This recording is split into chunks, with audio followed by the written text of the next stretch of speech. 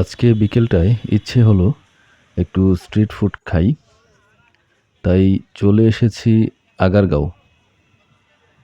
এই চটপটির দোকানটায় এর আগেও খাওয়া হয়েছে। এদের চটপটি বেশ ভালো। নাম মরিয়ম চটপটি অ্যান্ড ফুচকা হাউস সম্ভবত। এটার লোকেশন হচ্ছে ইসলামিক ফাউন্ডেশন ভবনের ঠিক বিপরীতে এবং ওই পাশের যে ফুড কোর্ট আছে সেটা কিন্তু ওনার ছেলের। চলে এলো ফুচকা এবং আমি অর্ডার দিয়েছিলাম চাউমিন। আমার ওয়াইফকে জিজ্ঞাসা করলাম ফুচকার স্বাদ কেমন?